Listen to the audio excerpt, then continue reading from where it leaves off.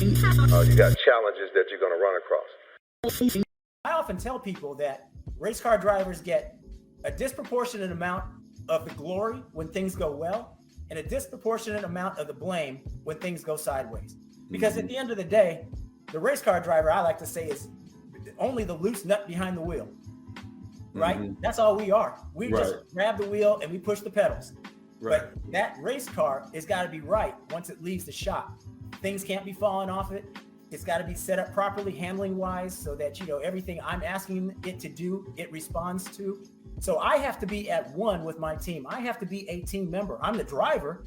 You know, I'm not the crew chief. I'm not the tire carrier. I'm not the jack man. I'm the driver, but I'm only one integral part of the whole team scenario. So it was incumbent upon me to spend as much time making them comfortable around me as I could be around them. Very different backgrounds we've come up with. You know, the guys that were nutting, bolting, and putting together my cars, you know, the majority of them didn't even have a high school education. They did not have a diploma, let alone a 4-year degree from Cal Berkeley in engineering and a 15-year professional career. So when I first came over, you know, they were like, stop talking in such, you know, big words. And, you know, I mean, keep it simple. It's like KISS, keep it simple, stupid. Right. You know, that sort of thing. So it's a very interesting scenario because, you know, I'll give you just like one story. I was sitting around at lunchtime at the race shop, you know, with my teammates, and we were talking about stuff. And all of a sudden the guys are talking about, you know, a Cub Cadet. And I was like, I shouldn't have done this. I embarrassed myself. I basically blurted out, what's a Cub Cadet? And they all stopped and looked at me like I had two heads. And they were like, what do you mean, what's a Cub Cadet? I said, what's a Cub Cadet? That's what I'm saying. What's a Cub Cadet? It is a riding mower. Oh, really? These guys have riding mowers because they come from farms and acreage, right? In Northern California, you have the real estate of a postage stamp by comparison to the South. Right. California, especially Northern California and Southern LA, are like concrete jungles. Right. You know, you don't see trees, you don't see all this sprawling real estate and acreage. Here in the deep South, man, there's just lots of land, right? And especially where a lot of these guys are coming from that work on race cars. They come from farms and stuff like that. And so one guy was talking about his Cub Cadet, and, you know, I embarrassed myself by saying, what's a Cub Cadet? And because in California, in Northern California, where I grew up, all you needed was a push mower. If you had an electric mower or a gas mower that you pushed, that was luxury, and it was almost unnecessary.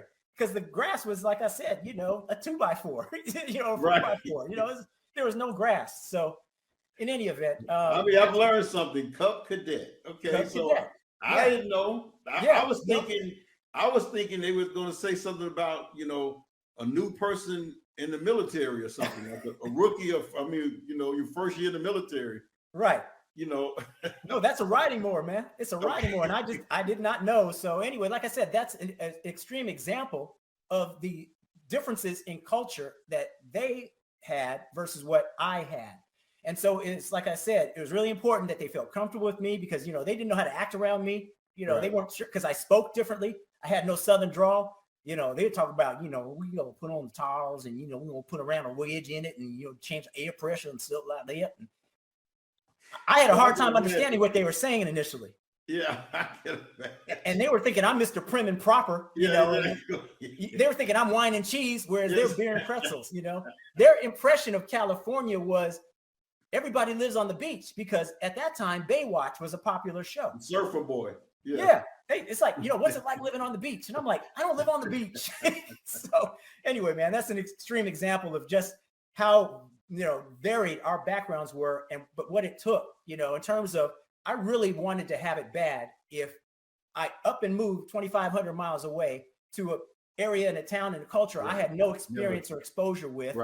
And, you know, just threw myself into what it is I really wanted to do, which was race at the top level of motorsports.